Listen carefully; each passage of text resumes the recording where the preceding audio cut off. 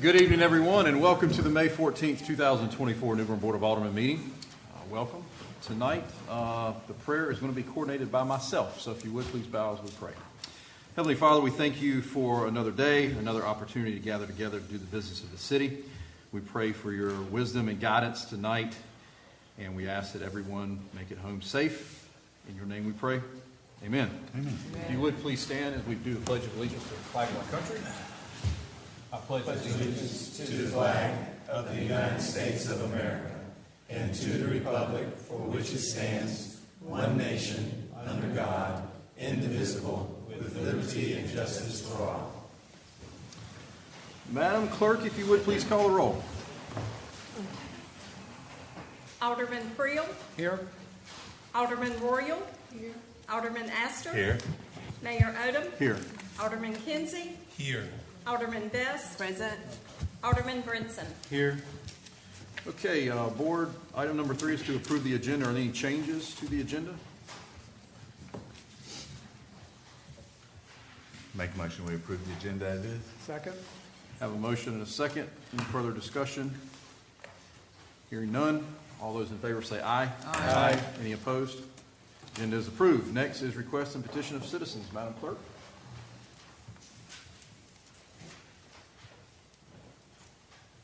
Thank you. First up is Mr. William Lupton, 3818 Horseshoe Road. My name is William Lupton. On April 9th, the Board of Aldermen voted not to change the New Bern election cycle from even over a year. During the approximately 30-minute discussion, no one talked about the voters that did not want to keep voting every 3 years, 2 federal state elections and 1 city election. No one talked about the volunteers who prefer not to have to work on elections every 3 years. No one talked about the impact of the facilities used for voting. There was talk about 40 years ago the federal government had to change voting in New Bern to give black residents a voice in government. The last election was an even number year. We had 3 African American aldermen, and the sky did not fall. There was talk about how running a campaign on even number years was more challenging. During the approximately 30-minute discussion, one of the reasons presented was that estimated cost of the election, $95,000 of taxpayer money compared to the annual budget invested at $50 million of taxpayer money, did not justify the change. As a taxpayer, I had hoped that every penny I paid in taxes would be spent judiciously, not compared to the overall budget. This was a missed opportunity to provide a little extra to the taxpayers in New Bern, the majority of whom do not earn $95,000 a year. I do have 2 questions for the board, neither of which I expect to get answered. If $95,000 taxpayer dollars is not sufficient taxpayer money to repurpose from spending on an election, what is the amount of elections would even cost the taxpayers in New Bern to make this change happen? Since the board established a baseline of $95,000 taxpayer dollars as not a significant amount in its budget, the next time you vote for a pay raise, is that going to be your starting baseline? Thank you. Thank you. Next is Patrice Morris, 736 Lake Tyler Drive. Hi, good evening. I'd just like to address things with St. Burke at Tyler on the Lake. There's a lot of things that they have been, our last meeting that was here, they were approved for townhouses being built. However, with our HOA fees that we pay, there are so many things that need fixing. They're not responding to anyone's emails. We're having problems with the streets not being paved that should have been paved a year ago. Our outside community members are coming in, jumping fence, getting in the pool. There's no signage. We have asked for signage. It's just horrific that's going on there. And unfortunately, they come here with, to you guys, and things are getting approved. When we're sitting back, we have no idea where our HOA fees are going. My husband and I have been cleaning up garbage. That's piles that are in by the dog. They put 2 dog things by the lake. No one's picking them up. We've asked who's responsible for it. We're not getting responses. So instead, we go and pick them up. And I put them in my garbage every week. This is ongoing in the playground. We had mowing issues. The lawn was up to our thighs. No one was coming to mow. Yet they're fining people that live there that have 3 inches of grass on their lawns. They're fining everybody for things that they're not following through with. And I really hope that you guys reconsider when they do come up in front of you for things to be approved, like townhouses or things that they want to do on the land, that please reconsider. Okay? Thank you. Thank you. Next up is Talina Massey, 202 Trappers Trail.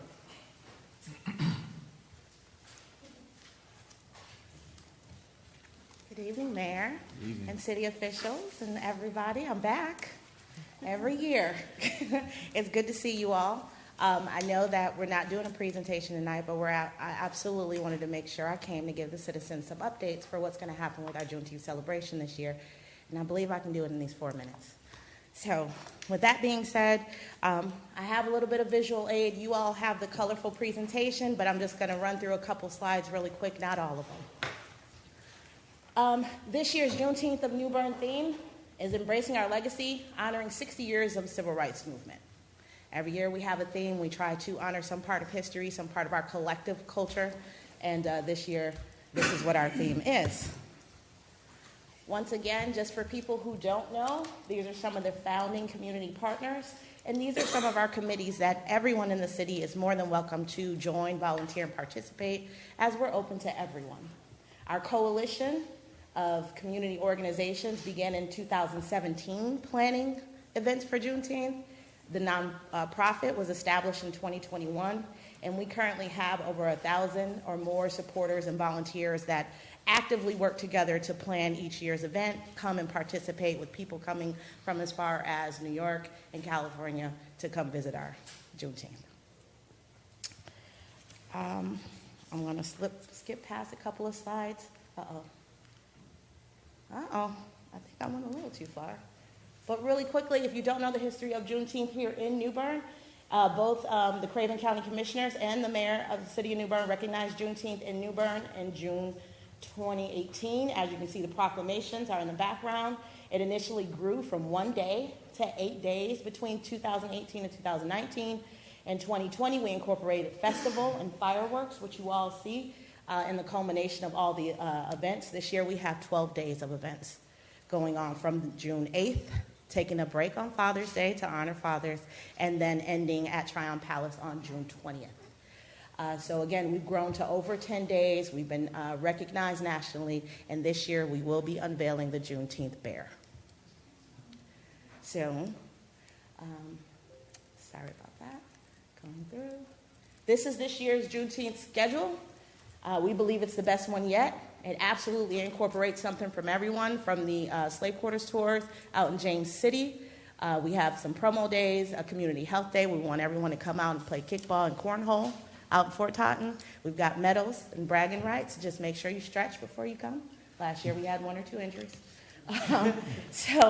And again, we have some great fireworks going on, the festival, the play at the Civic Theater. This year we're opening up for the Charlotte Roan Cultural Center tour. That's a new one this year. And we also have a free skate night for families, barbecues for our volunteers and supporters, and it's open to the public down at Union Point Park. So we have absolutely something for everyone to come to. Also this year, our Juneteenth king and queen of the festival will be Barbara Lee and Ben Watford. And we are also taking nominations now. If you know a prince or a princess who is a role model in the community, you are welcome to nominate them. Go to our website, juneteenthofnewbern.com, and nominate for a prince or a princess. There are also volunteer opportunities for youth as well. And we will give them a community service certificate. That is what the bear looked like before it was painted.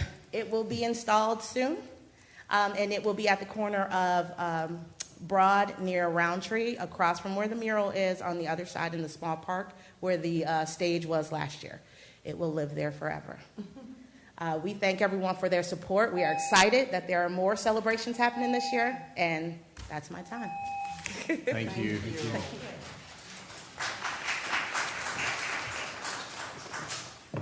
Okay, thank you for all of that. Board, next up is the consent agenda. I want to make a comment. I'm fine if you want to leave item number 5 on there, but I'm not in support of selling that particular item. piece of parcel, but if you want to leave it on there and start the process, that's fine, but I'm not in support of selling that particular parcel. So just want to state that. So, it's a pleasure of the board on the consent agenda. So moved. Second. Okay, I have a motion and a second. Any further discussion? Is that West Street property something the city would need in the future? I've ridden by it a couple times the past couple of days. I think it recently became available to us within the past year or so. And with the activity that's taken place at the Kafer Park, and there's been questions and concerns about parking, it could be a potential parking lot, potentially. I don't know. But again, this is one of those situations where it's just an upset bid. If we go through the process and the board sees what it pulls, if it doesn't meet our criteria, then we can always deny it. This is just to start the process to see what activity you would get. Okay, any further discussion? Hearing none, let's have a roll call starting with Alderman Prill. Alderman Prill. This is to approve the consent agenda? Yes, sir. That was a motion? Correct. Okay. Yes. Alderman Royal. Yes. Alderman Astor. Yes. Alderman Kinsey. Yes. Alderman Best. Yes. Alderman Brinson. Yes. Mayor Odham. Yes, motion carries. Next up is number 11, recognition of New Bern 101 graduates. Mr. Hughes. It's hard to believe that we have completed 6 editions of New Bern 101, and during that time, we've had over 75 people go through that program. And tonight, we're excited to have some more graduates. So at this time, I'd like to ask the aldermen to come on the other side here, and let's meet and congratulate our folks.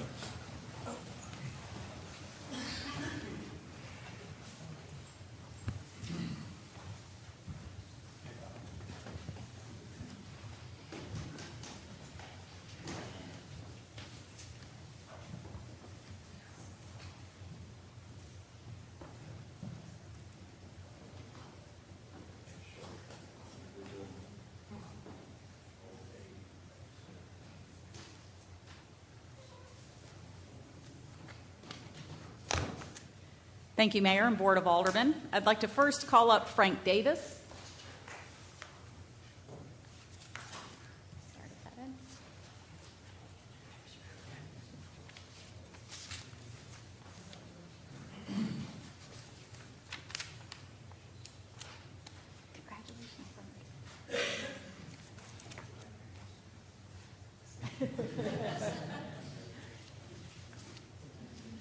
Mary Davis.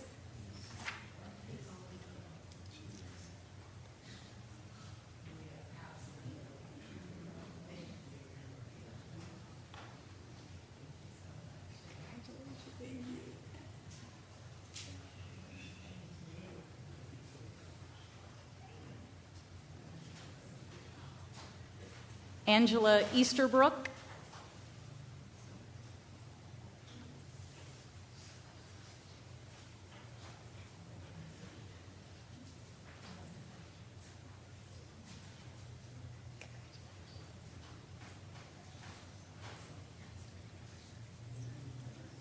Vita Farrow.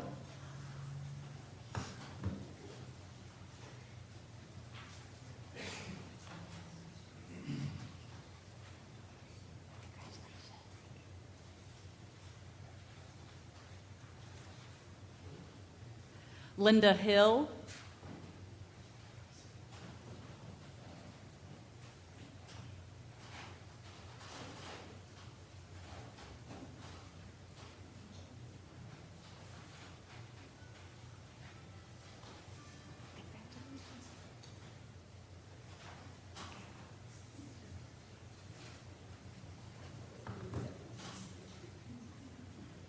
Alan Hutko.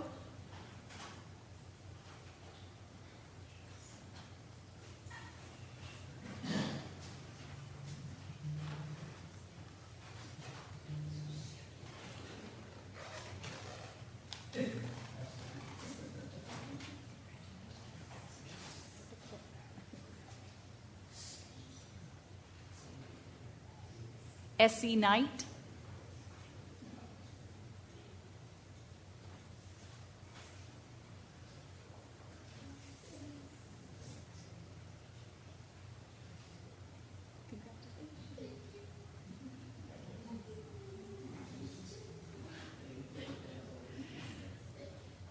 Kathy Kraus.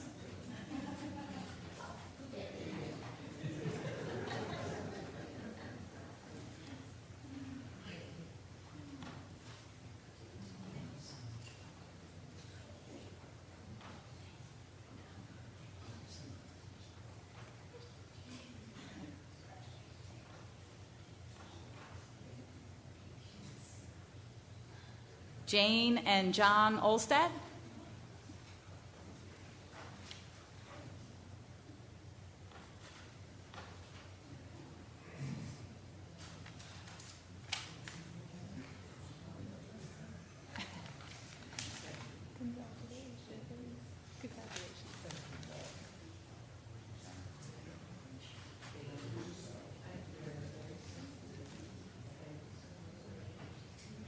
Vicki Redmond.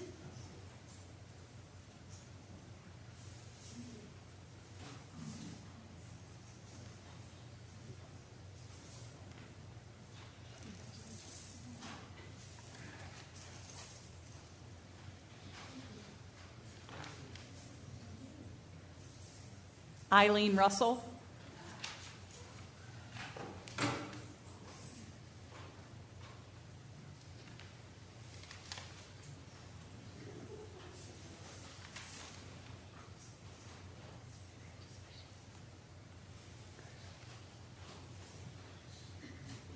Nanette Sanders Cobb.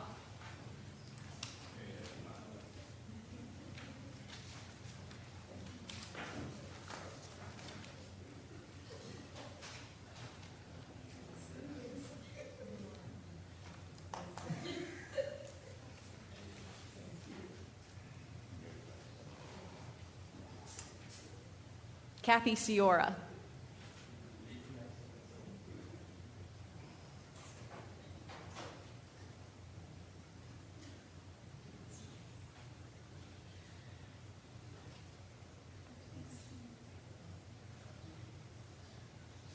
And last but not least, Debbie Wynn.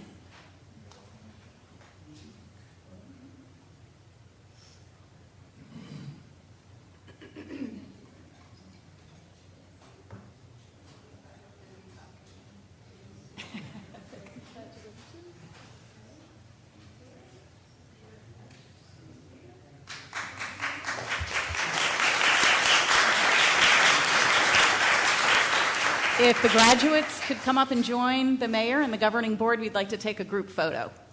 You can bring your certificate if you want or leave it. It's up to you.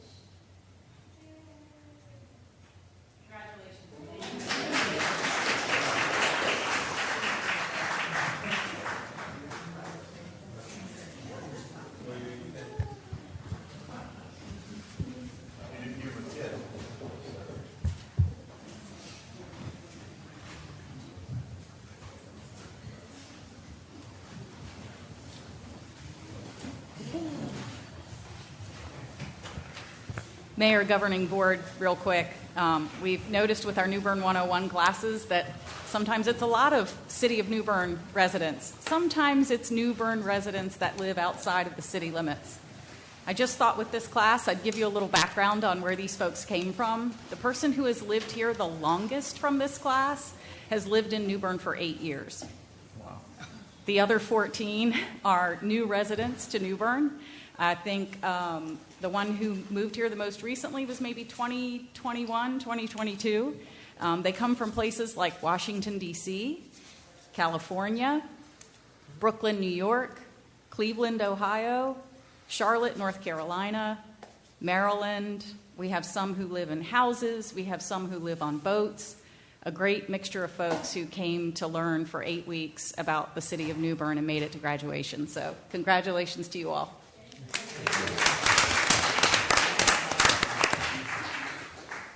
Okay, next up is item number 12, conduct a public hearing and consider adopting an ordinance to establish a rate for unmetered service. Mr. Bouchard. Good evening, Mayor Odham, Board of Aldermen. Tonight I'm proposing an ordinance for an unmetered electric service. This is in response to recurring requests that the utility receives to set service for very small energy consuming devices in the size of no greater than a 100-watt light bulb. And presently that's not feasible for the utility to provide a service that small, financially not feasible, and it's not financially feasible for the customer to absorb all that cost for this type of service, given the environment of our current rate structures that we have available for our use today. This rate, however, reduces the cost of providing such a service, and it makes it more feasible for both the utility and the customer. The rate is being offered only to federal, state, local government, and franchise telecommunication providers. It excludes residential usage, commercial usage, industrial usage, and examples of this type of application would include electric load consuming devices with a nameplate rating not to exceed 100 watts. So think in terms of holiday decorations, video cameras, surveillance equipment, communication network devices, traffic control signboards, things of that nature. And they're becoming more and more prevalent now with the introduction of LEDs and low energy consuming devices. The rate functions like our street lighting rates, and the temptation is to bill this and charge it as a street light, but it's not a street light, so therefore I can't bill it as a street light and account for it and manage it as a street light. Effectively, this is a flat monthly fee, and it's based on a very small, predictable amount of energy that is being consumed, and we can cost that, and that's what we've designed into this rate structure. And so with that, I'd be happy to answer any of your questions. Does the board have questions? Yes, I do, Charlie. On your schedules, I see you have like two of each, like one is residential and schedule 01, and the other one's residential 07. So that's the two different fees for the two different services, correct? For your regular customers, and then those that. Correct. Those are schedules that are applicable to residential usage under the terms in that rate. Okay. One of them is an energy efficiency rate. Okay. Did I answer your question? Yes. Any other questions? Yes. Who is the greatest consumer for this particular thing? Is it the residents, or is it businesses, or a combination of both? It would be none of those. It would be only federal, businesses, state, local government, or qualified telecommunication providers. I presently don't have anybody on this rate, but for an example would be the FBI or the SBI comes to the utility and says, put a surveillance camera up for me. Just do it over here, Charlie. It's really easy to do that. You can just hang it there. It's not going to consume much. It's going to be there for a short period of time. And so there's temptation to do that. It makes sense. It looks easy. This gives us the authority and the ability to manage that in a coherent manner, if that makes any sense. Thank you. I have one question. Charlie, you did give an example of Christmas decorations. So what is the term of the agreement? If someone wanted to put Christmas decorations up, is that for the month of December? How would that rate be? This is not applicable to temporary services. The agreement's for 3 years. So this is not designed for fairs and festivals and short-term applications. That's another matter serving those type of customers. This is for something that is going to be a longer serving.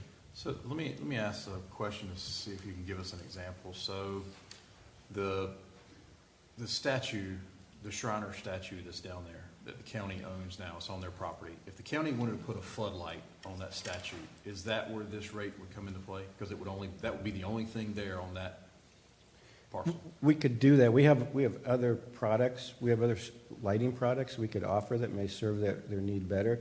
But if the lighting was nameplated under 100 watts, it would qualify for this. And how many of these situations throughout our service area do you foresee being on this rate if this were to pass? Probably less than 20 at a time. Okay. Any other questions? Okay, at this time I will open a public hearing. If anyone would like to come forward to ask a question or make a comment regarding item number 12, you can come forward and do so.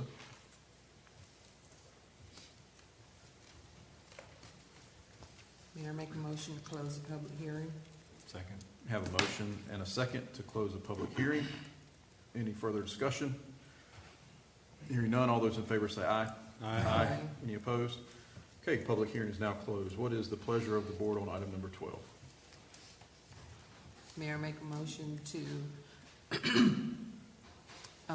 approve a public hearing and consider adopting an ordinance to establish rate for unmetered service. Second. Have a motion and a second. Mr. Attorney, you good with that? Yes, sir. Okay. Any further discussion on item number 12? Hearing none, let's have a roll call starting with Alderman Royal. Alderman Royal, Yes. Alderman Astor. Yes. Alderman Kinsey, Yes. Alderman Best, Yes. Alderman Brinson, Yes. Alderman Creel, Yes. Mayor Odham. Yes, motion carries. Moving on to item number 13, conduct a public hearing and consider adopting a resolution to enter into a financing agreement with J.P. Morgan Chase Bank for the acquisition of 212 Kell Road. Ms. Ocean. On February 13, 2024, the board approved the execution of an agreement for the purchase of real property located at 212 Kell Road. A request for proposal was issued soliciting bids to pay for the property acquisition through installment financing or a revenue bond, not to exceed $2.2 million. After receiving and reviewing 6 proposals, it is recommended the proposal from J.P. Morgan Chase be accepted. The proposal involves an installment financing agreement at an interest rate of 4.21% for a term of 15 years. The proposed resolution evidences the holding of a required public hearing and accepts the proposal from J.P. Morgan. Final approval of the financing will be presented to the, for board's consideration on May 28th. Tonight we have Mitch Bergoglio from Davenport to discuss the outcome of the RFP and answer any questions you may have. Welcome. Thank you. Mr. Mayor, members of the board, thank you for having me this evening. In your packets, you have a summary memorandum from us that gives a lot more detail on the RFP process that we went through and the bids received. I'm just give you a quick overview tonight, high level, but certainly happy to dig into any questions you have or go through anything in more detail. As Ms. Ostrom said, we did distribute a request for a proposal to national, regional, local banks who are regular participants in these types of financings. Went to over 50 potential bidders, and we asked for either an installment financing or a revenue bond financing option. You went through both of these financing types last year. As a quick refresher, an installment financing is basically a mortgage on a property. You're securing the loan with some type of asset. In this case, the electric operations facility that was purchased. And a revenue bond is simply a pledge of the revenues of the utility system. So you have to set utility rates and charges to be able to pay the debt service. With the responses that we received, as you'll see in the memo, the lowest financing interest rate that we received was for an installment financing, so a mortgage on this facility. And that's what's being recommended. Through the RFP process, we did receive the 6 proposals. A summary of all of the various interest rates that were received is on page 2. I'm not going to go through all these. There's a lot of options that we received. But just as a clarification, you'll see there's a BQ and an NBQ designation. That is a tax designation, and we get some favorable interest rates if we're able to do it as BQ. That stands for bank qualified, and that just means that that's a special IRS designation that the city can qualify for if you issue less than $10 million of tax-exempt loans in any calendar year.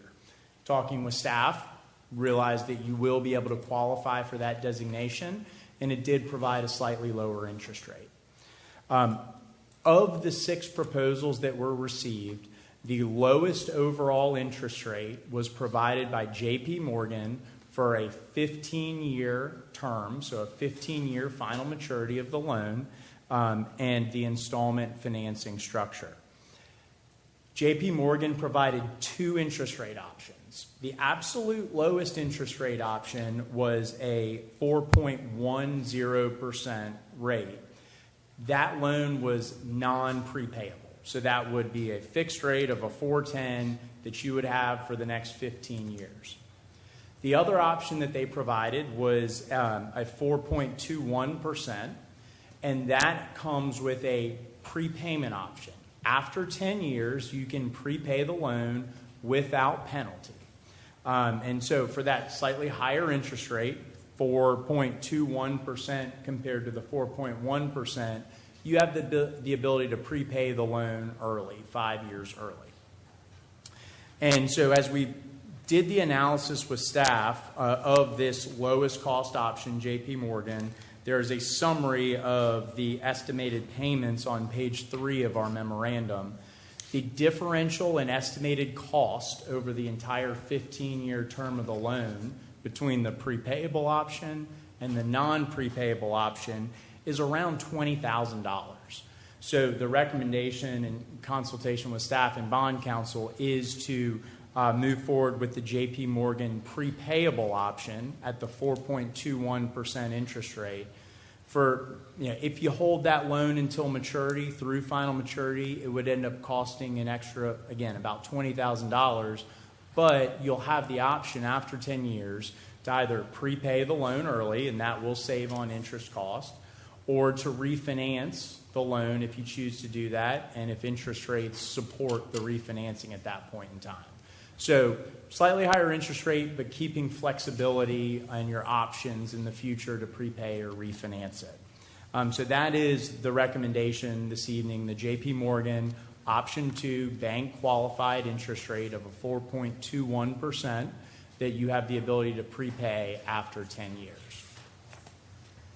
If you choose to move forward this evening, again, 2 items that you'll be doing: holding the public hearing, which will be coming up after me, and then after the public hearing, there is a resolution for your consideration that does exactly what I just said, approves the J.P. Morgan interest rate option of a 4.21%.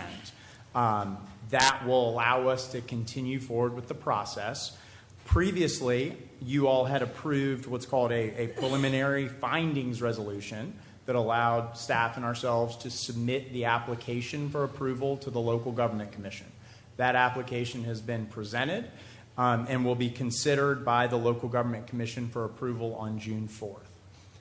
There is one additional board action required by you all that's scheduled for May 28th, and that will be the final approval of this financing, where we will have financing documents that reflect all the terms and conditions of the J.P. Morgan loan, if that is what you approve moving forward with this. So that's my high-level summary. I know there's a lot more detail in the memo. Happy to talk through any questions or any other details that you'd like to discuss. Board have questions?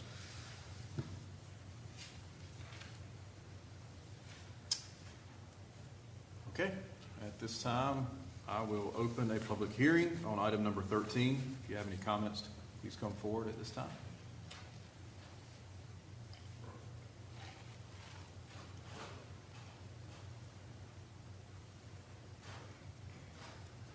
Good evening. I'm Rosemary Capel, and I just have a question to ask. What is the 212 Kale Road property, and how is it anticipated to be used? Mr. Bouchard, do you want to come up and answer that question, please?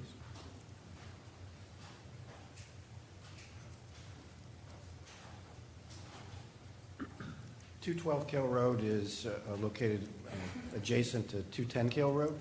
210 Kill Road holds the electrics department's primary core operations with the exception of customer service and payments.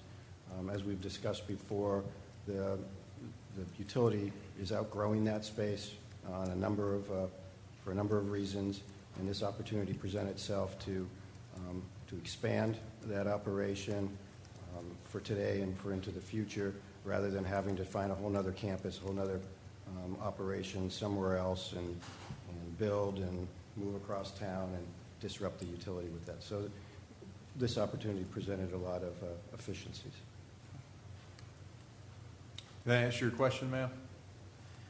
I really didn't hear what you said. This is the building that's located right next to our current electric department on Kale Road.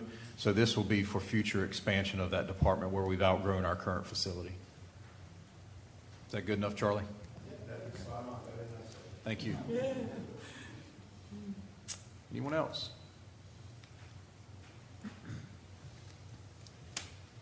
Make a motion Mayor, to close and the public Chief. hearing. Sorry. Seeing no further comments, I'll make a motion to close the public hearing. Second. Okay, I have a motion and a second to close the public hearing. Any further discussion? Hearing none. All those in favor of closing the public hearing say aye. Aye. Any opposed? Public hearing is now closed. Okay, board, the next step would be for us to adopt a resolution to enter into a financing agreement with J.P. Morgan Chase Bank based off the recommendation of our bond counsel on 212 Kell Road. Mayor, I'd like to make a motion to adopt a resolution to enter into a financing agreement with J.P. Morgan Chase Bank for the acquisition of 212 Kale Road. Second. I have a motion and a second. Just to be clear, because there were several options in that, that was the recommendation of our council is what you were. Yes. Okay. Yes, thank you. Okay, any further discussion? Hearing none, let's have a roll call starting with Alderman Astor. Alderman Astor. Yes. Alderman Kinsey. Yes. Alderman Best. Yes. Alderman Brinson. Yes. Alderman Creel. Yes. Alderman Royal. Yes. Mayor Odom. Yes, motion carries. Thank you. Item number 14, City Manager's presentation on FY 24-25 budget. Mr. Hughes. Good evening. So I'm excited to share the presentation for the budget. So we're going to start off by talking about the budget process timeline. This year we started earlier. In November of 2023, we sent out a survey for the governing board to get some idea of what you supported and what you may not support and what some goals and objectives would be. We had our first budget work session on December 12th, where we covered those survey and received additional comments. Department budgets were due to the Finance Department in February of this year. The Budget Committee reviewed all of the department requests as well as looked at revenue projections. We spent the better part of 2 months going over that and determining how we could craft this budget, and tonight I'll be doing this budget presentation. So as part of our budget development for this, we looked at governing board feedback, department recommendations, and we started the strategic planning process back in fall of 2023. And so during that strategic planning process, we came up with 5 main goals, and they were excellence in government, safe and welcoming community, planning and infrastructure for balanced growth, economic development, and community engagement.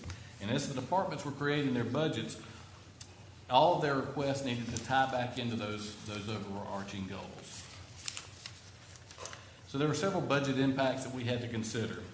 And the first one was expenses. The department request, when we received those, they totaled over $7 million over anticipated revenue. So we spent quite a bit of time having to go through each department, cut a variety of things, and we gave the department heads the opportunity each time to to make those cuts, we had to look at the capital expenditures and do the same thing.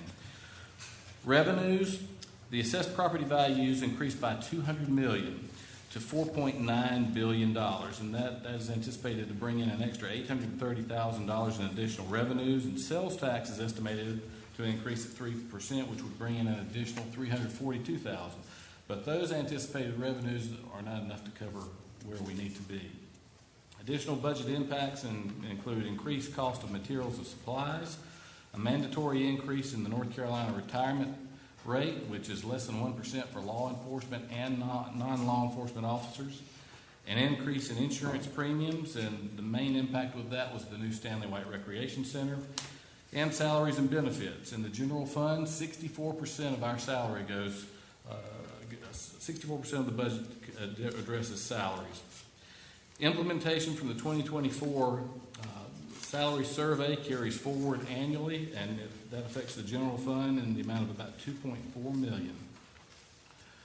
Other budget impacts are debt service. For the general fund, we're seeing an additional $1.8 million in debt service payments, and that includes debt service on the Stanley White Recreation Center and proposed capital financing. And I'm glad that I gave you all an example of this. I think they're having some technical difficulties with the presentation. But in the first slide, in this slide, you'll see where general fund revenues come from. So our total estimated general fund revenues for the general fund are $50,274,425. And we're breaking it down by percentages. Sales taxes account for 23%, internal government revenues 8%, other taxes and fees 5%, interest earnings 3%, miscellaneous revenues 1%, interfund reimbursements 8%, interfund transfers 8%, charges for services 3%, proceeds from debt 4%, appropriated fund balance 1%, and then ad valorem taxes 41%. That makes up our revenues. And so where do our general fund dollars go?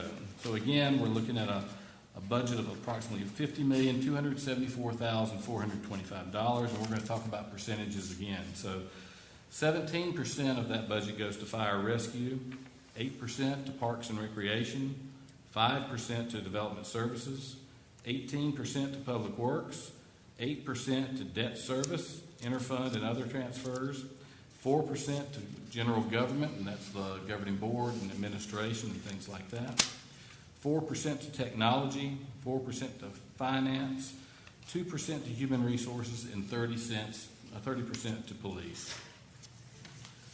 This budget does include a 2% COLA for all employees. The Southern CPI, which is the Consumer Price Index, as of March 2024, ended at 3.8%. We are not recommending any new full-time employees because of how tight this budget is going to be. We are recommending 4 part-time employees for the Stanley White Recreation Center. And with this, we plan on maintaining the current level of service to our current citizens.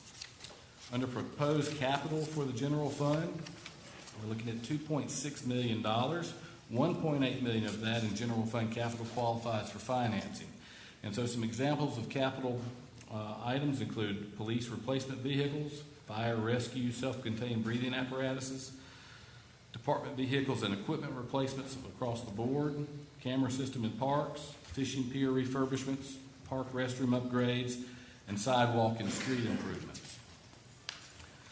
To balance this budget and maintain our current level of service to our citizens, we're looking at a fund balance allocation of $580,000 and a tax rate of 3 cents. Currently, our ad valorem rate is at 38 cents, and we're proposing to increase that to 41 cents per $100 valuation.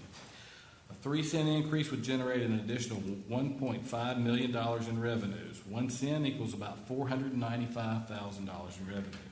We are not proposing any change to the MSD tax rate.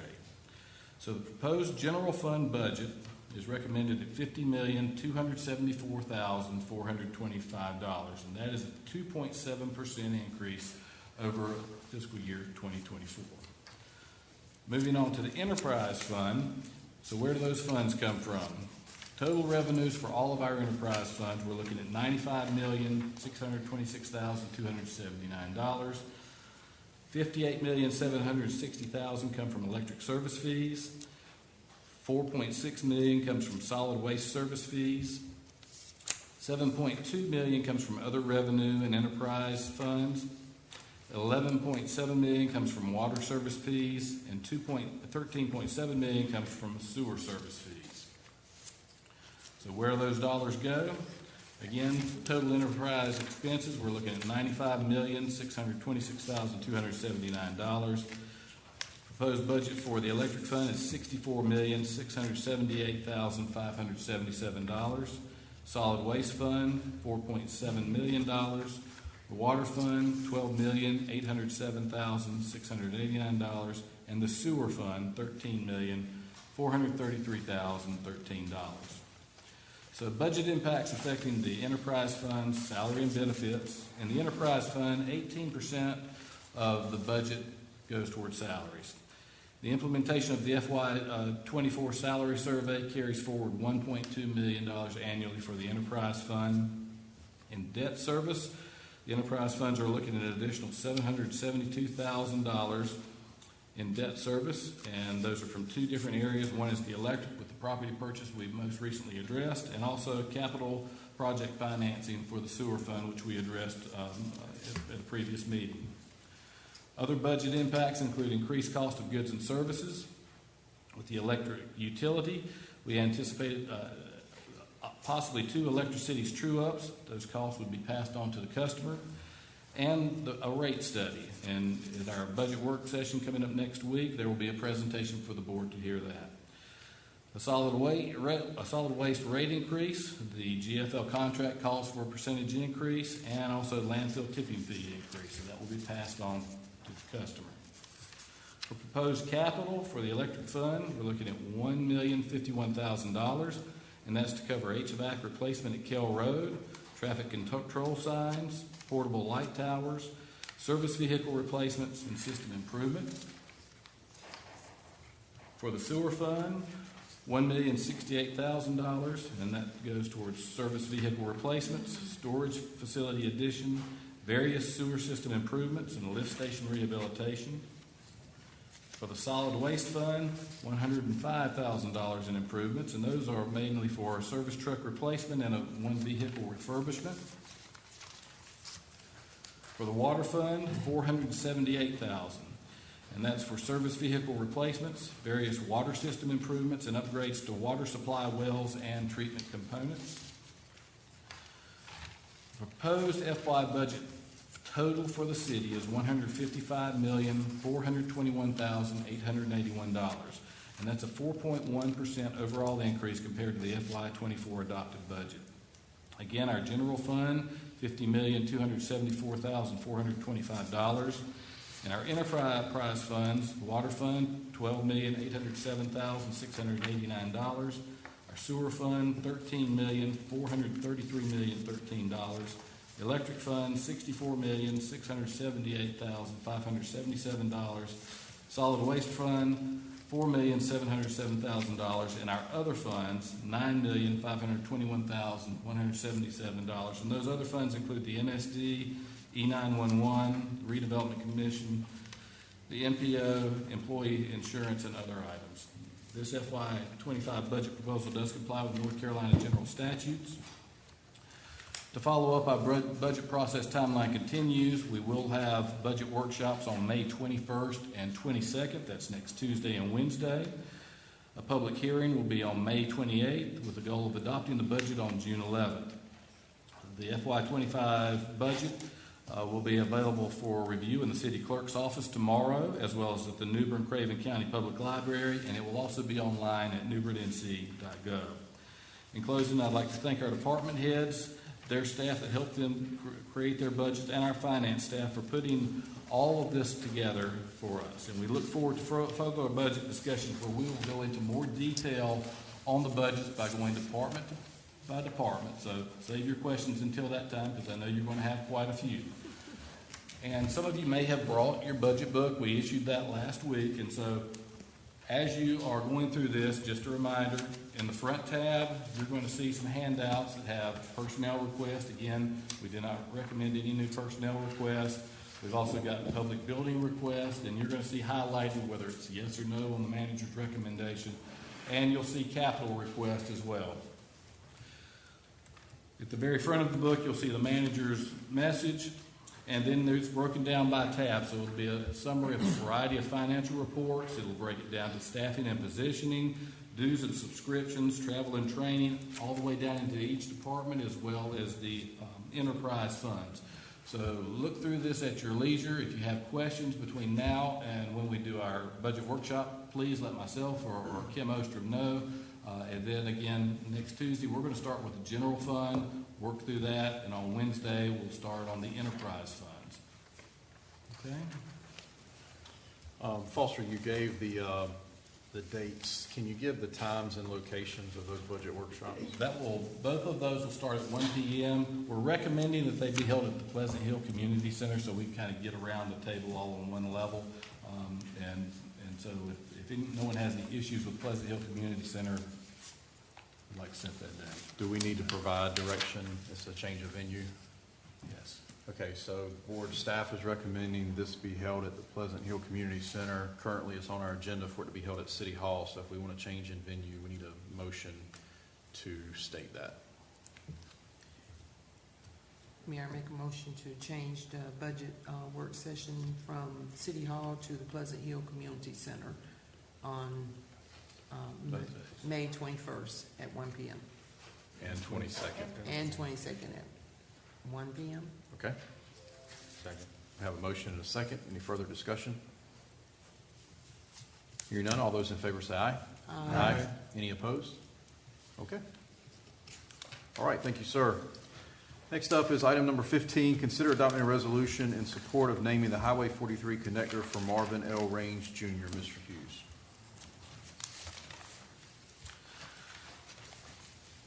The board received a request to support an effort to name the Highway 43 connector for Marvin L. Range Jr. NCDOT's application process requires a resolution of support from the local government. The organizers of the request stated the $2,000 administrative application fee would be paid by them and will not require funding from the city. Happy to answer any other questions you may have, and you do have backup information in your packet. Board have questions?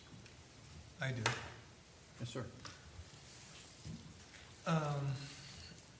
I understand it's a process in naming a highway that a person, out of respect and kindness, we had a guy by the name of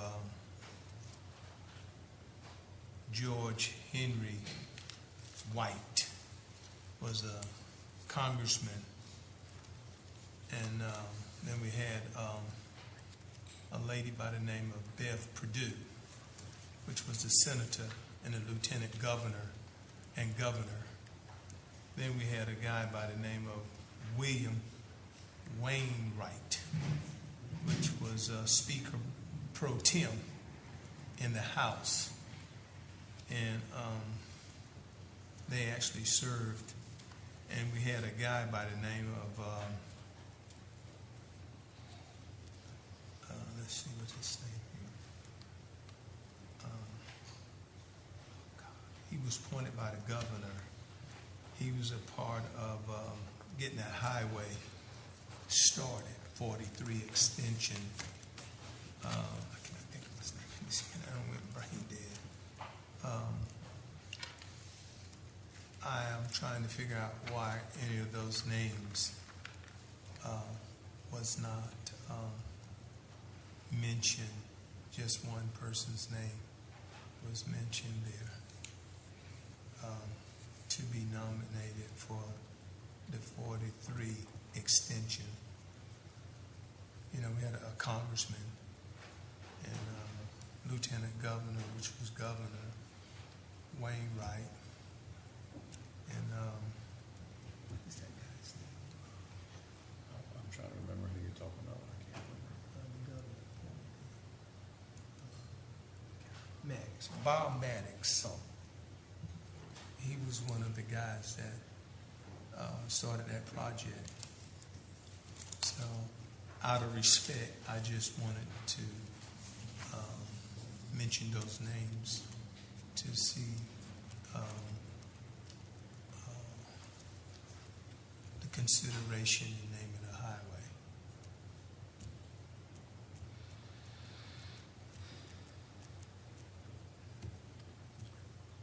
That's all. Okay. Yes, sir. Yeah, I have a question. Sure. And Mr. Hughes, you said that the city may have to support some of the funding. No, Won't. no. Okay. The city will not have All to. right. The applicant Okay. stated that they would pay the application fee. Okay. Another thing, when we're renaming a street like that, I mean, well, actually not to rename that street, was a petition required to do so from the residents that live? Because I don't know at what point this street is going to be, the name is going to start. Is it going to be where you go over the overpath there and going like you're going to, the new connection at the end of 43, or where is it going to start at? Is it going to start at the 43 junction there So this by is- News Boulevard? This is the new 43 connector, which basically goes from Highway 70 down to Highway 17. Okay. And so this is a DOT process. This is not a city process. Okay. All right. I just wanted to know where it started and if, okay, all right, that was it, so. Any other questions? And I do concur with Alderman Kinsey. There are a lot of citizens that some of them are elderly now, but they're still here with us, and a lot are deceased that I would really support the changing of the name of that highway too, but they didn't come forth in front of us and request for that change. So, but I do concur with you as far as the naming, giving the people, the citizens respect. Thank you. Yeah, that was the one comment I was going to make, is that I just want everybody to know the city didn't initiate this. Right. We were asked by a group that had been put together, and I believe that they had some resolutions from some other boards or governing bodies. So this is just part of the process for them to ask us to support this. And I also, just so everyone's clear, I noticed that it says that it must be unanimous. It says the resolution must pass unanimously before an application can progress. So just, is that the case? I did read that correctly. Okay. Okay, what's the pleasure of the board? Mayor, I'd like to make a motion that we adopt a resolution in support of the naming of Highway 43 corridor for Marvin L. Raines Jr. Second. Okay, we have a motion and a second. Any further discussion? I just have a question. That stretch that we're referring to, is that a residential area? Is it just a? It's all highway, and it will be highway. I don't know, probably some interchanges may have some facing businesses. There's two interchanges. It's a four-lane highway. It will be a four-lane highway. It's not built. There are land on either side, which will be residences. I think there are some potential for commercial. I don't know that, other than those couple of commercial properties, there will be any addresses on this street. I think is kind of what you're asking. The residences will be in neighborhoods off of this highway. So it is not constructed yet. What we're seeking to name, it's not constructed. No, with that explanation, no, it's not constructed yet. But the road is there. I don't know how far it extends out. Isn't that right, Jeff? I know at some point you have to stop. It stops about 200 yards past 70 right now. So if you recall the exit on Highway 70, if you're coming from Kinston to New Bern, the exit, I don't even know what it says. Does it say Greenville maybe?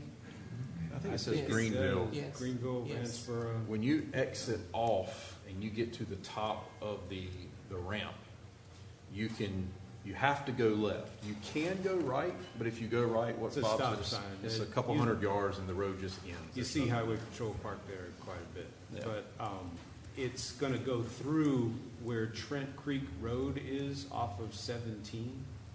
that's where that road is going to come through. And it's going to come through in between Craven Forest and Acadia Village, Trent Creek Road, and come out at the Bendy Quinn Elementary School. That's where that Come out road's where? At where? Ben Quinn. Ben Quinn Elementary School. That's where it's going to intersect 17.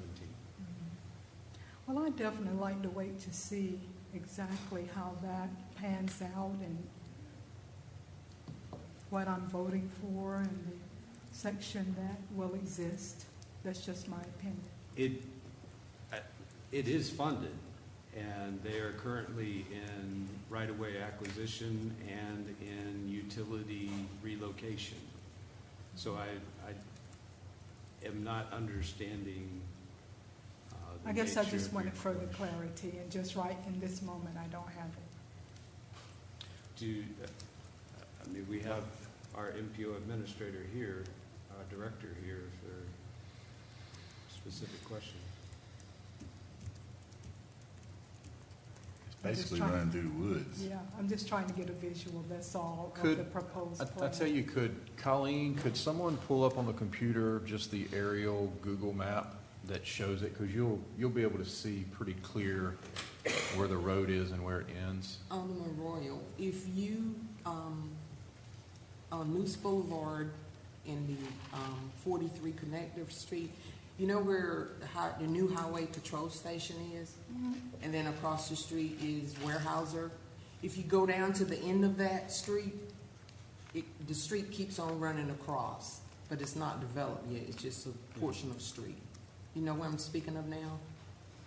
And I know our notes say Ward 4, but it's actually Ward 6. Yeah. Yeah, I think 70 was the dividing line between the wards. It is. That's where it stops at. I need to take a ride. Any time, I'll take you. Thank you, I appreciate it. I would, my recommendation, I know we have a motion and a second on the floor, but if there is a possibility that this will not pass unanimously, I would recommend that the board table this if there's more time that's needed, because if we don't pass this unanimously, then they can't move forward with their application, is the way I understand it. Is that correct, Mr. Attorney? Yes, sir. It's just a thought or consideration. So you see right in the middle of this where it has the two 43 numbers?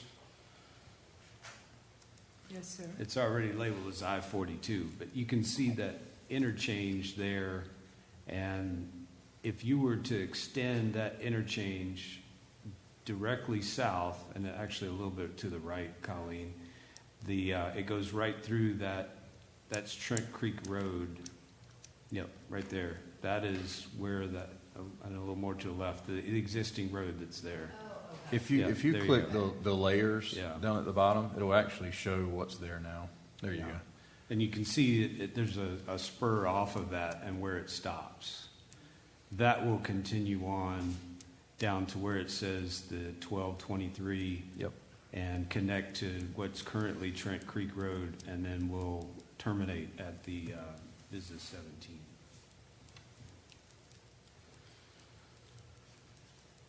Thank you. I'd like to follow the recommendation. I don't know if we're crisscrossing here to table. Okay, so Alderman Astor made the motion, Alderman I Brinson withdraw. seconded it. If you both would withdraw your motion, then we could have a motion to table it. I withdraw my motion, and I'll make a motion that we table it. Alderman Brinson, are you okay Yes. with withdrawal? Okay, we've had both the motion and second withdrawn. Alderman Astor made a motion to table this to our next regular scheduled board meeting. Can I give you time to look at it? Yes, sir. Thank you. Second. Okay, we have a motion and a second. Alderman Astor and Alderman Brinson. Any further discussion? All those in favor say aye. Aye. Any opposed? Okay, item is tabled to the next regularly scheduled meeting. Thank you, board. Item number 16, consider adopting a resolution authorizing the submission of an application for preventing outages while enhancing the resilience of the electric grid Power Up grant through the North Carolina Department of Environmental Quality State Energy Office. Mr. Bouchard. That's a mouthful on that grant. I hope the money is as big as the title. Not that much. I'm requesting your authority or approval to go ahead and submit a grant application to NCDOQ, or DEQ. Short name for the grant is Power Up. DEQ received federal funding to assist small utilities to enhance and improve resiliency measures. They got about $5.7 million set aside just for small North Carolina electric utilities. So there's about 25 of us. If I do the math on it, that's about $250,000 apiece if everybody applies and everybody gets awarded their fair share. So I'm targeting a grant somewhere not to exceed $1 million, and as a result, a match not to exceed about $330,000. The scope of work is still in process. We're focusing on a scope of work that will improve and enhance our capabilities for system operations and control, and such improve the resiliency of the system. Some staff ideas that we're considering right now are how we respond to emergencies, our control systems, outage detection and notification, our customer engagement systems and processes, as well as our day-to-day workflows. So I don't have it all scoped out right now. It's a very short time frame, but if you trust me to come up with a meaningful scope, I certainly would like to apply. Board have questions?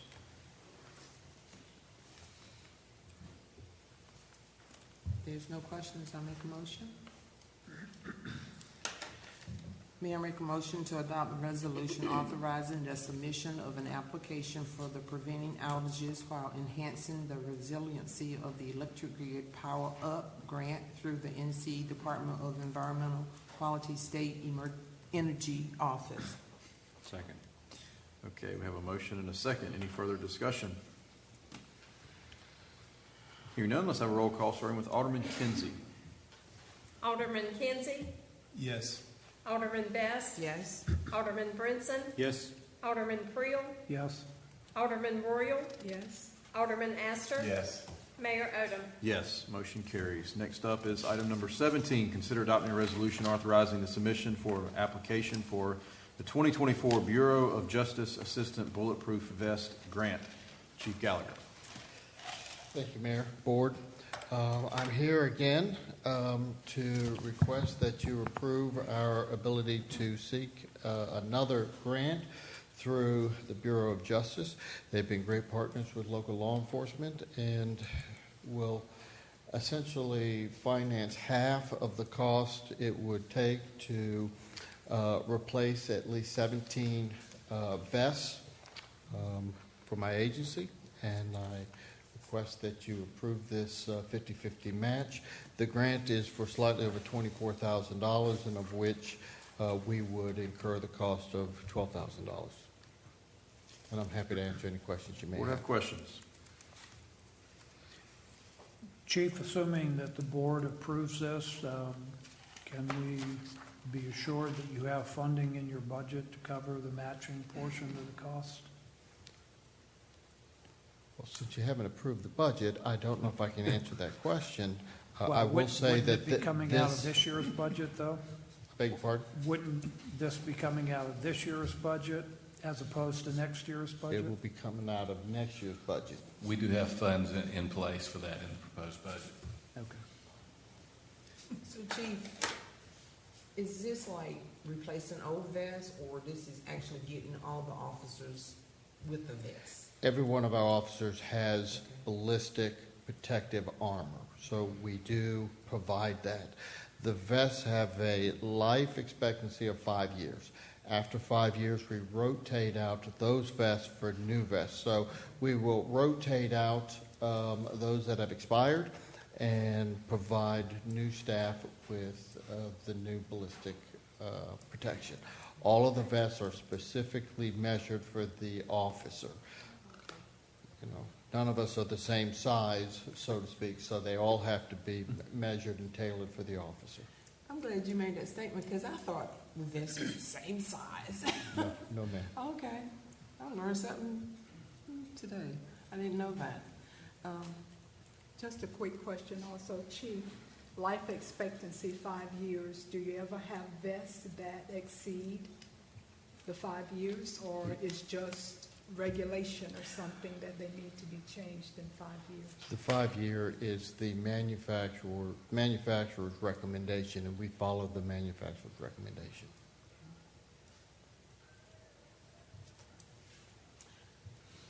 If there's no more questions, I make a motion. Go right ahead. Put my glasses on, get over here. I make a motion to adopt a resolution authorizing the submission of an application for the 2024 Bureau of Justice Assistant Bulletproof Vest Grant. Second. Have a motion and a second. Any further discussion? Hearing none, let's have a roll call starting with Alderman Best. Alderman Best. Yes. Alderman Brinson. Yes. Alderman Creel. Yes. Alderman Royal. Yes. Alderman Astor. Yes. Alderman Kinsey. Yes. Mayor Odham. Yes, motion carries. Item number 18, consider adopting a resolution authorizing the execution of a contract with Carolina Cleaning and Restoration for the Cat D Hurricane Florence Damage Repairs Trent River Drainage Basin Project. Mr. Childs. Good evening, Mayor, Board. As you're aware, we've been working over the past several years to work through our Hurricane Florence FEMA issues, and this is a continuation of that project. We bid this project originally on advertised on March 14th, and opened bids on April 17th. We received 4 bids, and the low bidder for this project was Carolina Cleaning and Restoration, with a total base bid of $493,421.50. This is, when we're talking about Cat D work, this is for more permanent work, head walls, culverts, bulkheads, those types of things. Our consultant TRC has vetted Carolina Cleaning and Restoration, found no issues or concerns, and we're recommending the board consider adopting a resolution authorizing the city manager to execute on behalf of the city the contract documents and any necessary change orders for the repairs. Board have questions? Mr. Childs, the Carolina Cleaning and Restoration, we've used them before, I can't keep Yes, up with ma'am, all we of have. these. We have. They did one of our Cat A projects actually in the Bryce's Creek Basin. Okay. And where is this Trent River Basin located? The Trent River Basin is one of our larger drains. It runs all the way from the Pembroke exit where it runs through our solid waste yard, and then runs all the way up Highway 70, all the way past the community college. So it picks up a huge area. It's one of our largest drainage basins. Okay. Thank you, sir. If the board would like, we can entertain item number 19. It's pretty similar. Save a little bit of time. So that item number 19 is to consider adopting a resolution authorizing the execution of a contract with Avalis Landworks LLC for the Cat D Hurricane Florence Damage Repairs Jack Smith Creek Drainage Basin Project. Correct, and this was bid as well, advertised and bid as well, and we had sufficient bidders to open on the opening date. And the bid has been vetted by our consultants, and we're recommending approval of being able to sign those contracts by the city manager. George, I just have one question. The Carolina Cleaning and Restoration, where are they based out of? Greenville. Greenville? They're out of Greenville, yes. Thank you. And actually, all but one of our bidders for these 2 projects were former bidders of Cat A work, so we're familiar with both that have been selected. George, for both of these projects, the costs incurred, does the city qualify to have FEMA reimbursement cover most, if not all, of these costs? This is, Cat D is FEMA reimbursable, yes, sir. And then we're going by their damage assessment points for the repairs. Okay. If there's no more questions, I make a motion.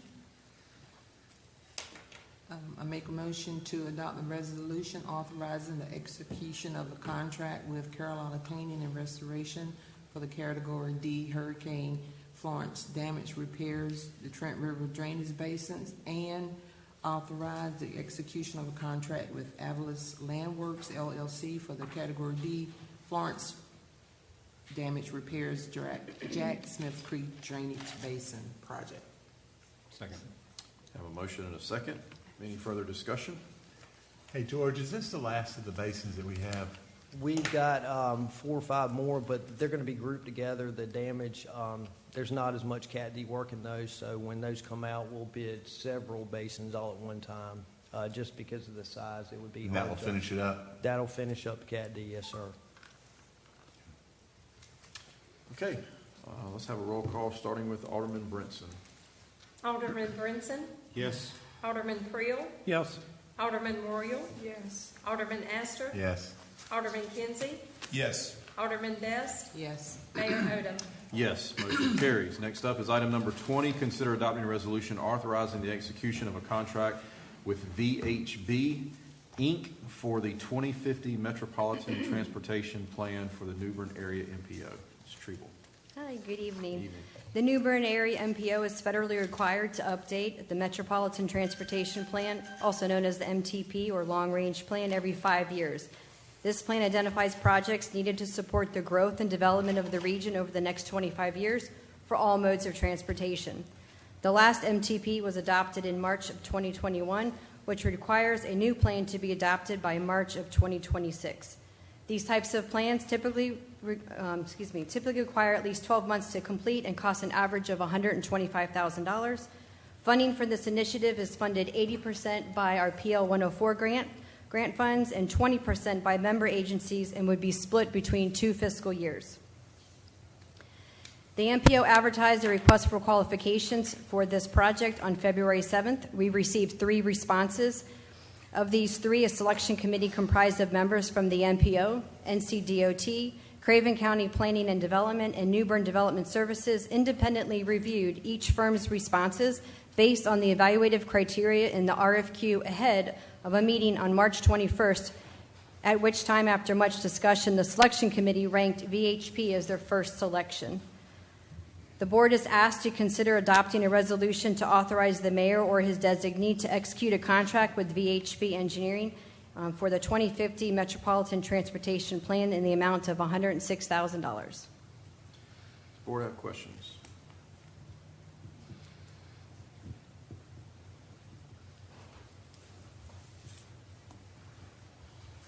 And Ms. Treble, can you reiterate what our portion, what New Bern's portion is? Yes, so as I stated, the funding's over 2 fiscal years, so the majority of funding has already been either obligated under this current year or what's proposed for next year. But in order to leverage some additional PL 104 unobligated funds, the New Bern's portion is additional $8,044.60. That budget ordinance is on the agenda for your consideration as part of item number 23.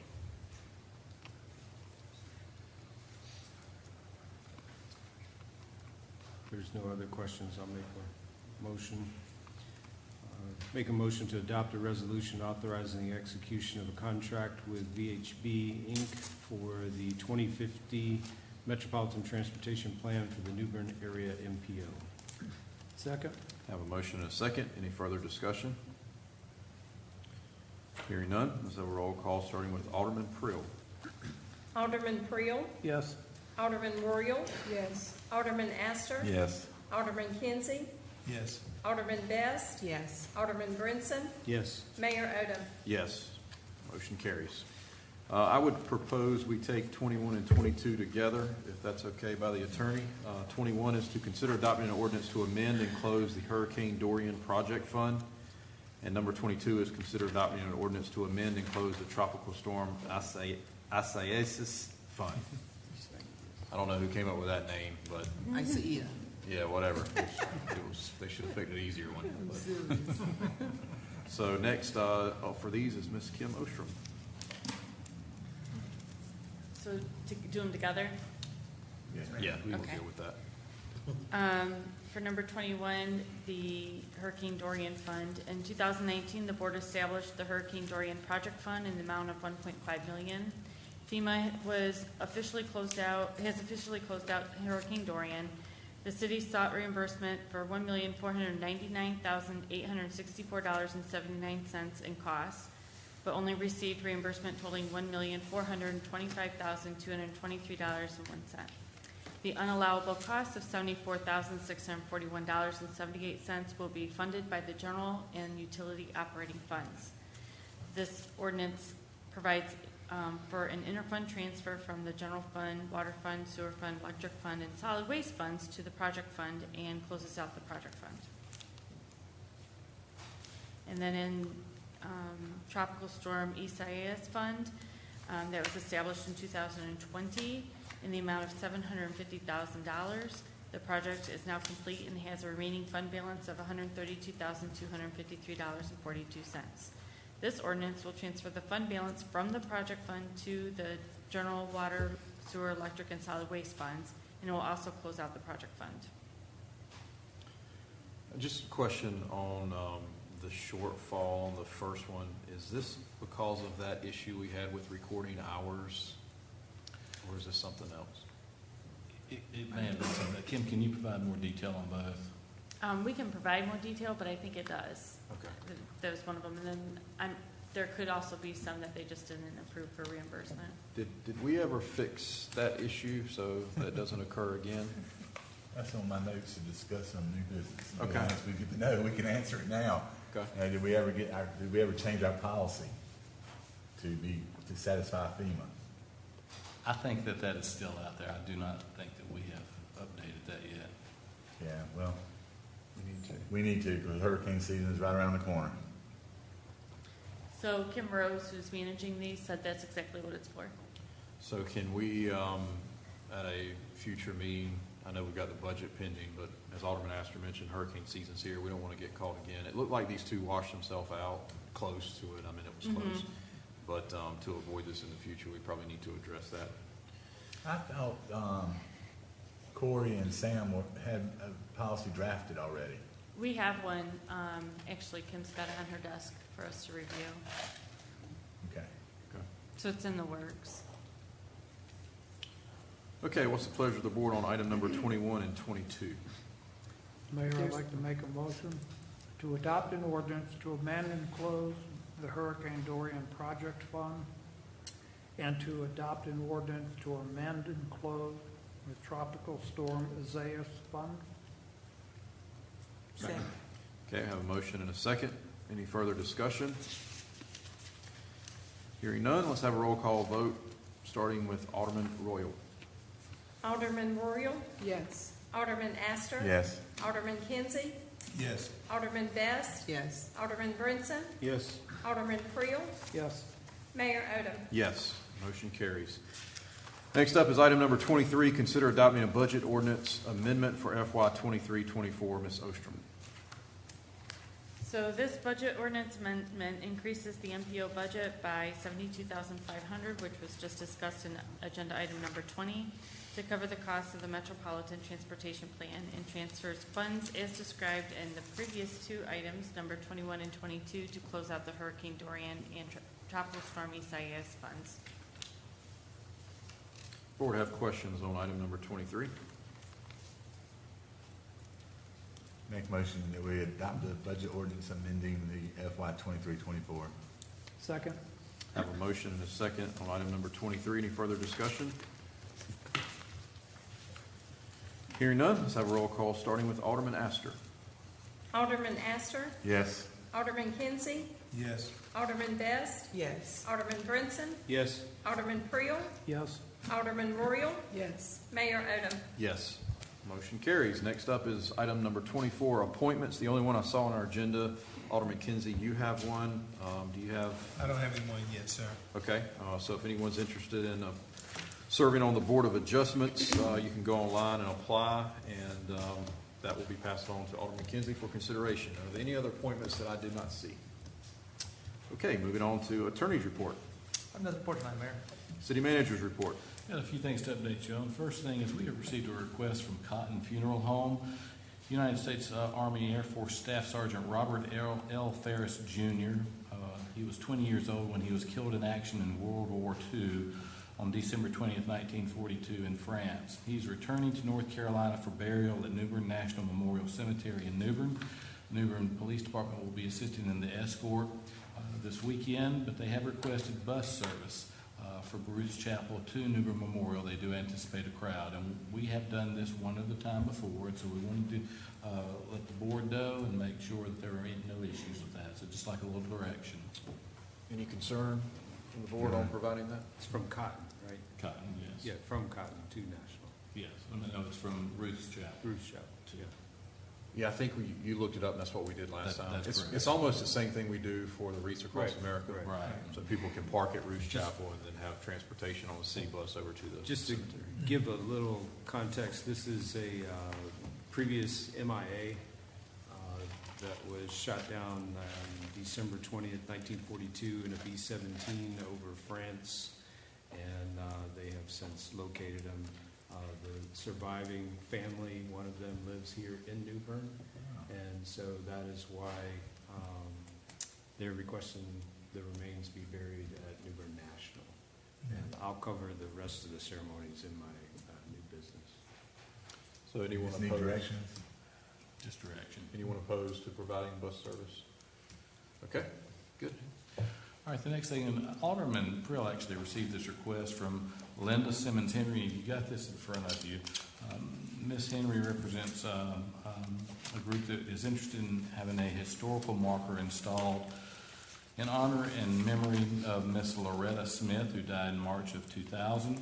So you'll see information on the second page of what they're planning on putting on the sign, and on the third page, you'll see an example of what the historical marker is, and that's similar to the J.T. Barber Memorial.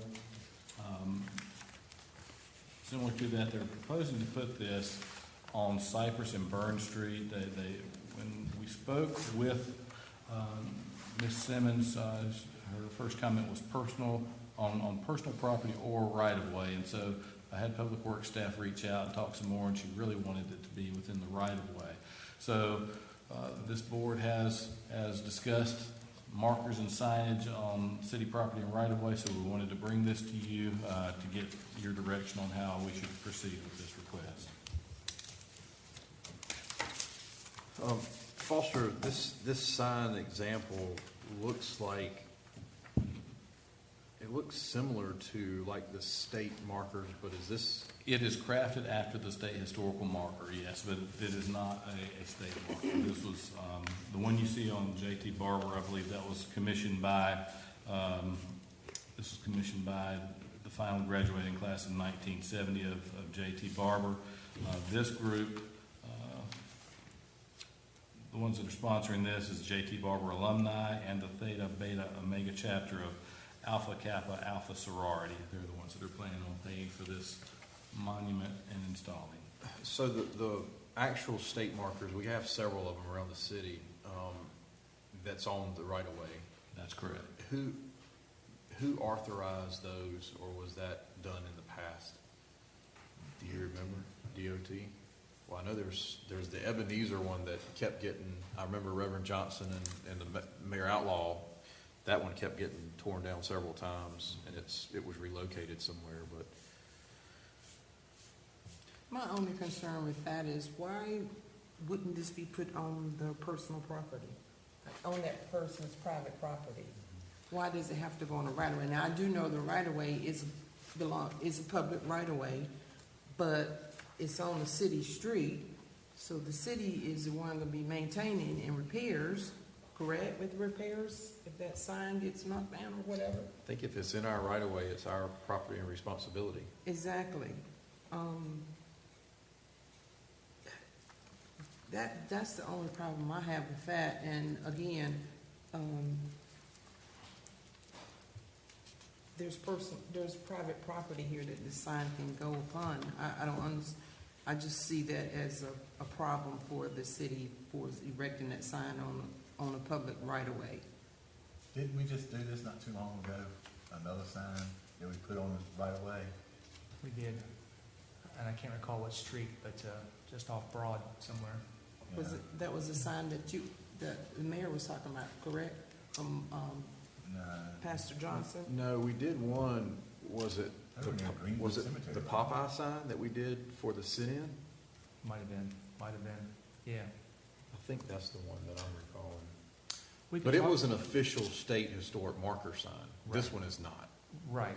We could talk to this group to see if they wanted to maintain it, or just understand that if the board gives permission to locate it, you're not assuming responsibility to maintain it. So if it gets damaged, broken, they can come and collect it or repair it. What ward is this that they're proposing? Do you know? First Ward. Is it First Ward? What was the street again? It's Bern and Cypress. Yes, that's first. Yeah, I think it is in Ward 1. It is Ward. If Alderman Prill and another board member would like to meet, I'll volunteer to meet with this group and see if we can talk to them about some alternatives before we make a decision. Yeah, I would want that, because I just think this would be opening up a can of worms going down the road for citizens to come forth and ask for signs, monuments, plaques, or whatever being erected on city property. Yeah, my concern is it's not an official state historic marker. If it was, we've got a precedent for that. We don't have a precedent for this, so you're right, this could start a snowball. So. The opening paragraph that was submitted says the last sentence would like to put the marker near the corner of Cypress and Bern Street at her home. In the conversation this week that Public Works staff had with her, she wanted it in the right of way. And evidently, this person does not own that property, so I don't know if they've reached out to whoever that property owner is, but her request was in the right of way. So if you want to reach out, I'll be happy to meet with them, with staff. If Alderman Prill is in agreement as well, and if anybody else that may know this person or family would like to meet, that'd be great. Okay, I've got the mayor and Alderman Prill. Anyone else interested? I wouldn't mind meeting either. Okay.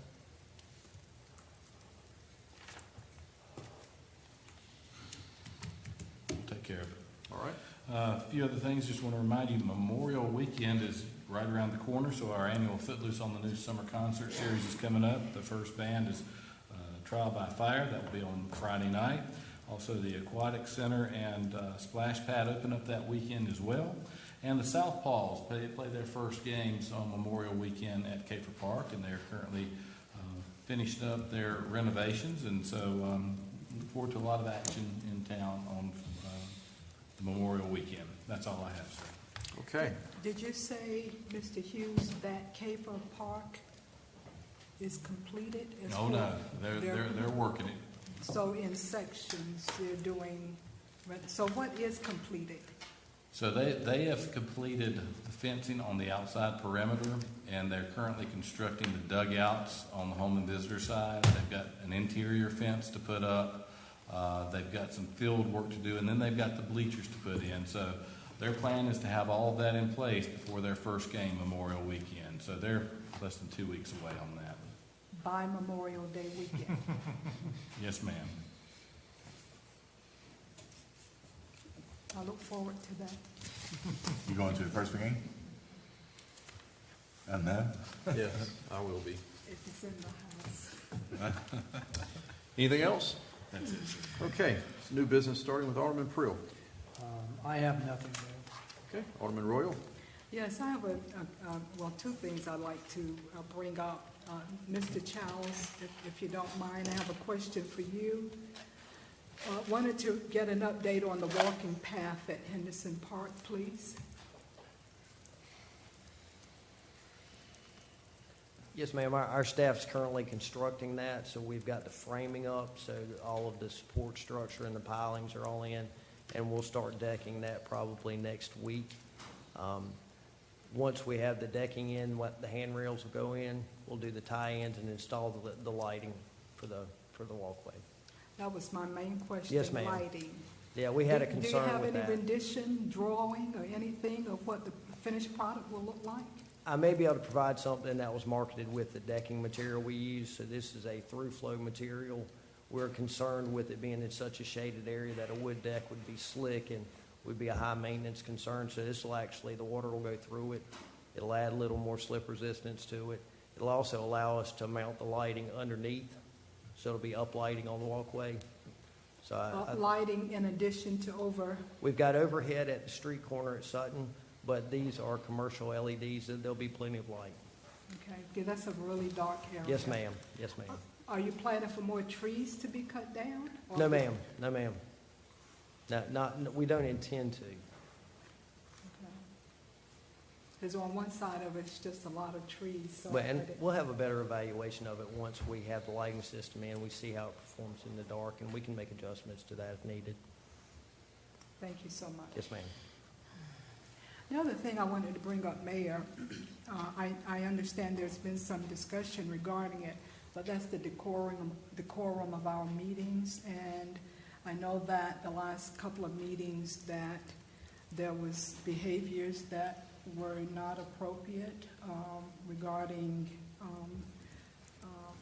various comments that were made, or a lot of clapping, a lot of jeering at some of the meetings. I know you hold that gavel, and I know it's your call. But I would certainly like to see our meetings being conducted with more politeness and in good taste and respect. Every citizen should be able to come to that podium and be able to speak through the lens that they're looking through without heckling or without some disrespectful manner. And I just wanted to bring that up, and I would appreciate it with our meetings. Sure. Anything else? No, sir, that would be it. Alderman Astor. Yes, Mayor, I'd like to report to the board tonight that, as you know, I've been working on getting funding for the public fishing pier that is proposed, the Broad Street Fishing Pier. We started out with $120,000 of ARP money, and I'd like to let the board know that last week we received a pledge from North Carolina Wildlife Habitat for an additional $115,000, and I have two more organizations that are also pledging money. One of them is thinking about pledging money, I should say. One of them is waiting on a board of directors meeting, and their pledge will be an additional $115,000. And the other one hasn't said yet exactly how much they are pledging. So the fishing pier is going to happen. We're going to do it one way or the other. So we did get that big pledge, and it was hopefully in the next few weeks we'll receive another one. Also, Representative Steve Tyson spoke with him yesterday and told him that we were still needing some additional funding, so he was going to check and see if there was any money available in Raleigh. There's money available in Raleigh. There's a lot of money available in Raleigh. It's just a matter on what they do with it. But it may be too late for this particular session, but he did offer to help provide some assistance. So good. No harm in us asking. So. That's right. Anything That's all else? I have. Alderman Kinsey. Not right now, sir. Alderman Best. Yes, I just want to thank Development Services, Public Works, and Stormwater, Avery Smith. I had some issues within Ward 5, and I contacted those departments, and they jumped on it, and they got those issues resolved, and the area looks really good. So thank you, Mr. Childs and Mr. Avery Smith and Ms. Jessica Rue. And that's all I have. Alderman Brinson. Thank you, Alderman Best, for reminding me too. The Avery and company did some work in my ward as well, so I appreciate that. Going back to the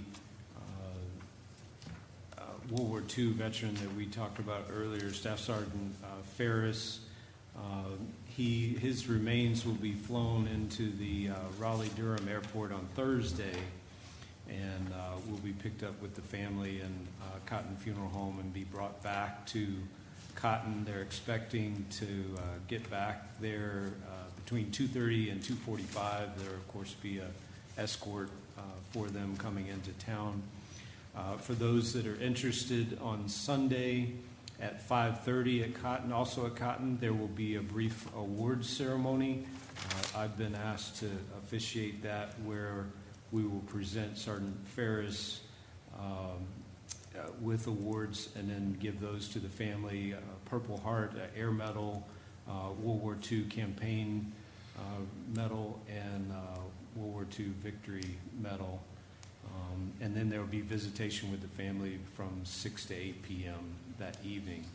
The next day, Monday, is the 10 a.m. funeral service at Cotton, and then he will be laid to rest at New Bern National with full military honors with a funeral detail from Fort Bragg, Fort Liberty. And that's all I have for that right now. Okay. Alderman Best? Yes, I forgot the most, I'm going to say the last but not least.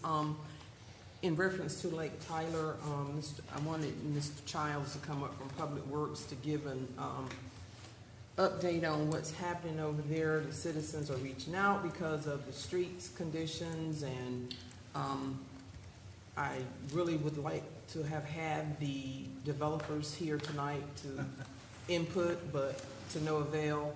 So, Mr. Childs, if you can give some updated information so that citizens can know where the city stands in this and where the developer stands in this. Correct. And just to let you know, over the past several years, we've been working with St. Burke. The first part of the work in 2019-20, they did a large amount of pipe repair, which included lining, repair to the catch basins, stormwater manholes, pipe replacement, and then there was a little slow period, and then they decided to, we've started identifying the roadway and infrastructure improvements. They've done some of that. We've started again in 2023 meeting with their consultants, their engineers that have evaluated the streets, and have been moving forward since the October 2023 date with anticipated repairs. So we've met on site with them about Louisiana May, which actually has the second coat of asphalt on it. That would be our first road to accept. There are some concrete repairs, curb and gutter repairs that have been identified on there that will still need to be addressed. We also received in February of 2024 a proposed roadway repair schedule from St. Burke. So the first one they're going to address is Louisiana May, since that's the first one we could accept. And then they're going to continue on through a 12-month period to do all the repairs. That's our anticipation. They also had a asphalt or roadway condition survey done by an engineer out of Wilmington this January, which also kind of solidified our findings of what we've seen in the roadway. And there are multiple things. There's curb and gutter failures. There's some roadway subgrade failures. And then, of course, most of the roads still need the top wearing course of asphalt. So we're at that point with them. We did receive on Monday afternoon an update from Tyler Johnson, who's their director of planning. And he said that they anticipate the work beginning on Louisiana May, so that would be those final repairs on there in the next 4 to 6 weeks. They've already selected the contractor for that work. And then from there, they're going to continue their work through the community to try to fulfill all the repairs in those areas. So as it seems to have been slow as we're going, a lot of the repairs they made were out of sight because they were below the surface. And now we're getting to the point of finishing the roadways, because our desire is to accept these roads at some point sooner than later. So as soon as they can get them top coated and the majority of the repairs done, that's where we're looking to do.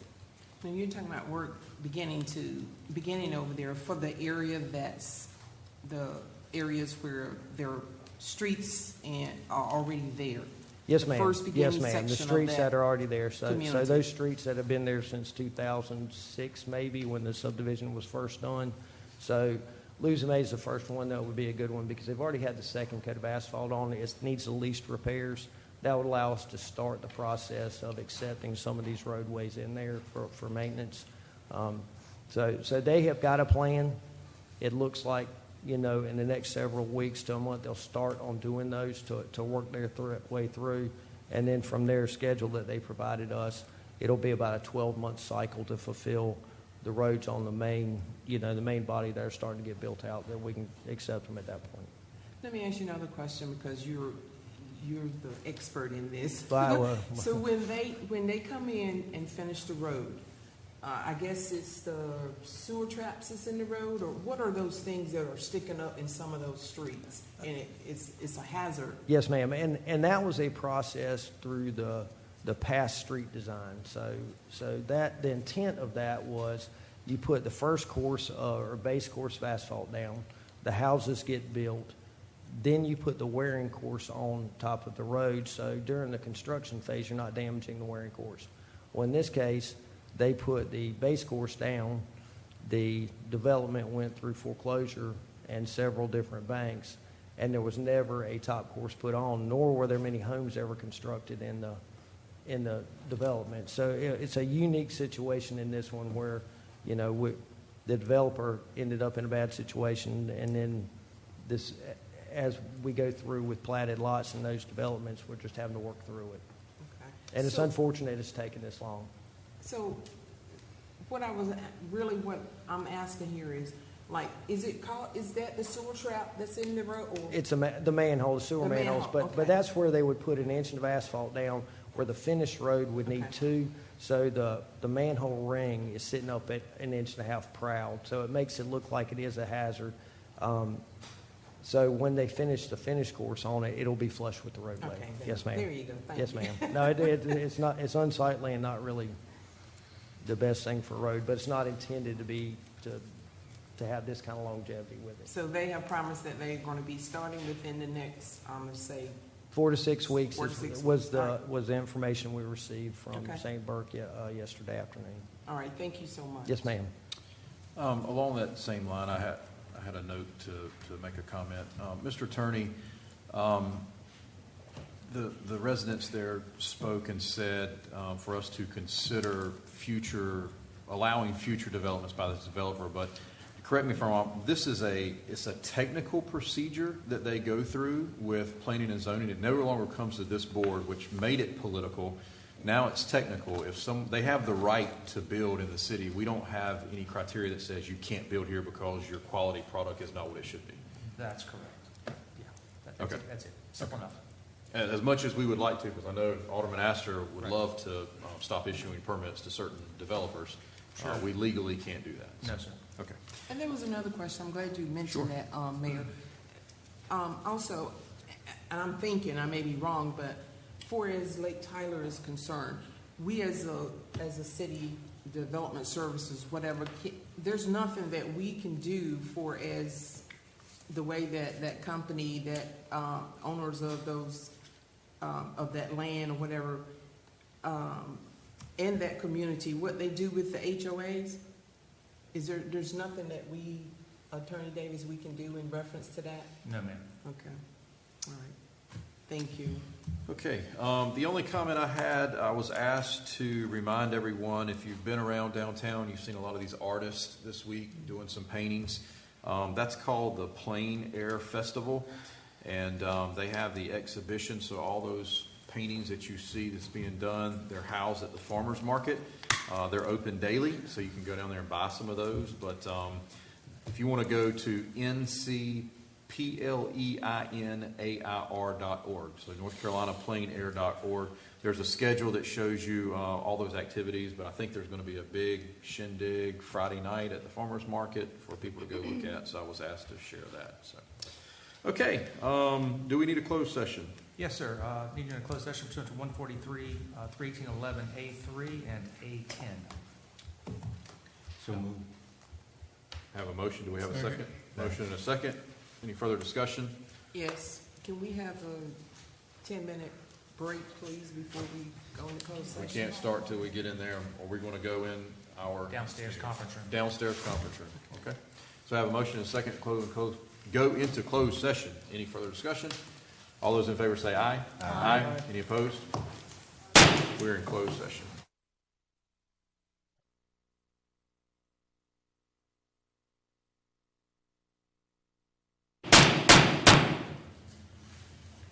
Okay, we are back in open session. What's the pleasure of the board? Make a motion to adjourn. Second. Have a motion and a second. Any further discussion? All those in favor say aye. Aye. Any opposed? We're adjourned.